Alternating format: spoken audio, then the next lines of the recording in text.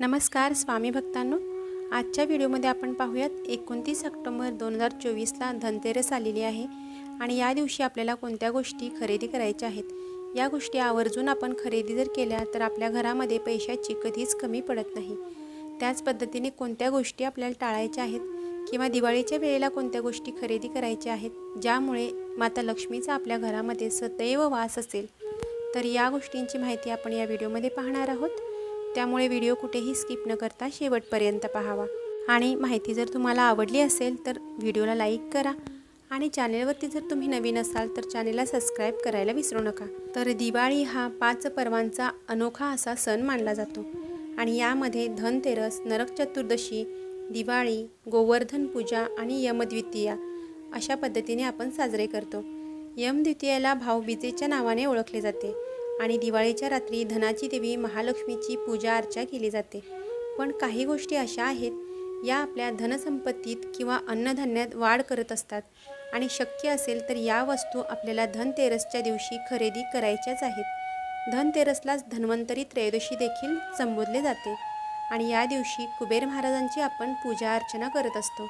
जो धन्वंतरी आहे यास आपण वैद्यसुद्धा बोलले जाते। आता वैद्य का बोलले जाते याबद्दल थोडंसं पाहूया। तर समुद्रमंथनातून अमृताला घेऊन धन्वंतरीच उत्पन्न झाले होते आणि जेवढे देवता आले होते त्यांना बरे करणारे हे धन्वंतरी महाराजच आहेत आणि म्हणूनच धन्वंतरी महाराजांनाच वैद्य असे बोलले जाते। आणि म्हणूनच धनतेरसच्या दिवशी कुबेर महाराज आणि माता लक्ष्मीला प्रसन्न करण्यासाठी सोन्या चांदीचे दागिने किंवा सोन्याची चांदीची भांडी खरेदी करणे अतिशय शुभ मानले जाते। तर याचबरोबर धनतेरसच्या दिवशी आणि दिवाळीच्या दिवशी आपण काय खरेदी करावे किंवा कोणत्या गोष्टी टाळाव्यात याची माहिती आता पाहूयात। तर दिवाळीच्या अगोदरच 8 ते 10 दिवस आपण ज्या वेळेला साफसफाई स्वच्छता करत असतो त्याच वेळेला आपल्याला घरामध्ये फाटलेले कॅलेंडर असेल तर ते पहिले काढून टाकायचे आहे। योग्य त्या ठिकाणी त्याचे विसर्जन करायचे आहे। फाटलेले गेल्या वर्षीचे कॅलेंडर आपल्या घरामध्ये अजिबात ठेवू नये। यामुळे आपल्या घरामध्ये नकारात्मकता जास्त वाढते आणि आपल्या घरामध्ये धनाचा नाश होत असतो। त्यामुळे हे काम आपल्याला करायचे आहे। त्याचबरोबर आपल्या घरामध्ये जर बंद पडलेले घड्याळ असेल तर ते घड्याळ आपल्याला काढून योग्य ठिकाणी त्याची विल्हेवाट लावायची आहे। बंद पडलेलं घड्याळ हे आपल्या घरामध्ये अजिबात ठेवायचं नाही आहे, कारण हे आपली वेळ दर्शवत असते आणि वेळ सूचित करणारी कोणतीही बंद पडलेली वस्तू आपल्या घरामध्ये अजिबात ठेवायची नाही आहे। यामुळे आपल्या आर्थिक उन्नतीमध्ये बाधा येऊ शकते आणि आपली प्रगतीसुद्धा होत नाही, आपलं कोणतंही कार्य सफल होत नाही। त्यामुळे या 2 गोष्टी आपल्याला दिवाळी किंवा धनतेरसच्या अगोदरच घरातून हकलपट्टी करायची आहे।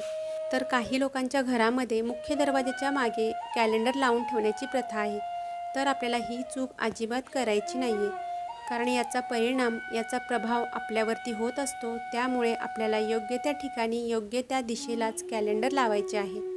त्याचप्रमाणे घरामध्ये आपल्या जर तुटलेल्या काचेच्या वस्तू असतील किंवा अनावश्यक वस्तू असतील, फाटलेले कपडे, जुने कपडे किंवा इतर कचरा अस्वच्छता असेल तर त्या ठिकाणी आपली माता लक्ष्मी कधीही प्रवेश करत नाही।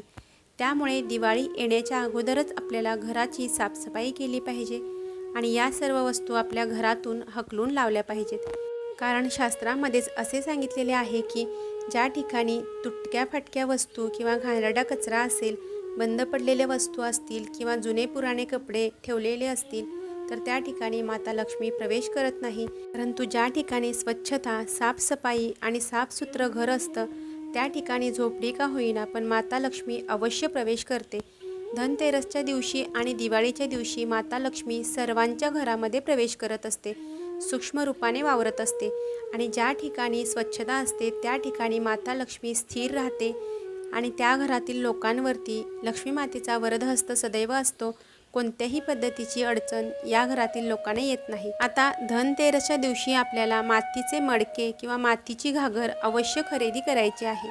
ती स्वच्छ धुवून आपल्याला त्यामध्ये गळ्यापर्यंत पाणी भरून उत्तर दिशेला ठेवायचं आहे। यामुळे माता लक्ष्मीचा सदैव वास आपल्या घरामध्ये असतो।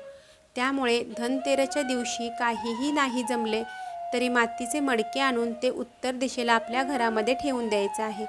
पण एवढं लक्षात ठेवायचं आहे की मातीचे मडके कधीही रिकामे ठेवायचे नाही, त्यामध्ये आपल्याला रोजच्या रोज पाणी भरून ठेवायचं आहे आणि ते पाणी आपल्याला गळ्यापर्यंत भरायचं आहे।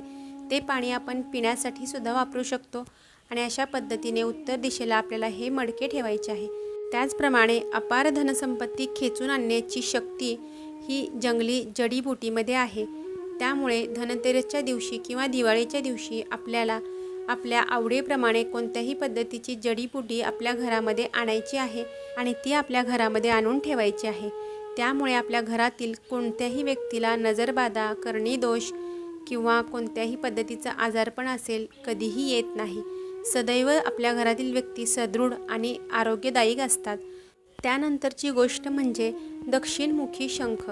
माता लक्ष्मीला शंख अतिशय प्रिय आहे आणि या दिवशी धनतेरसच्या दिवशी किंवा दिवाळीच्या दिवशी आपण जर शंख आणला आणि त्याची पूजा जर आपण नित्यनेमाने केली तर घरामध्ये कधीही दरिद्रता येत नाही।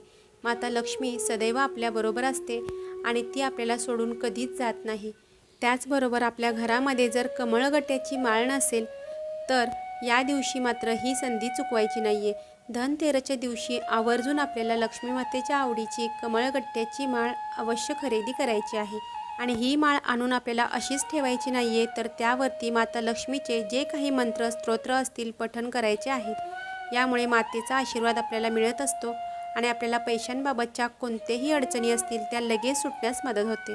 त्याचप्रमाणे आपल्याला एखाद्या धार्मिक ग्रंथाचे पुस्तक हवे असेल आणि ते आपल्याला खरेदी करायची इच्छा असेल तर धनतेरस या दिवशी आपल्याला ते करायचे आहे, कारण या दिवशी कोणत्याही धार्मिक ग्रंथाचे पुस्तक खरेदी करणे अतिशय शुभ मानलेले आहे शास्त्रामध्ये सुद्धा।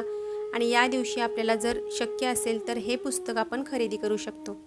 आणि त्याचप्रमाणे औषधी वनस्पती खरेदी करणे अतिशय शुभ मानले जाते आणि यामध्ये आपण सुंठ, हळकुंड, जायफळ, शंखजरा, बज अशा जडीबुटी असलेल्या वस्तू या दिवशी घरात आणू शकतो।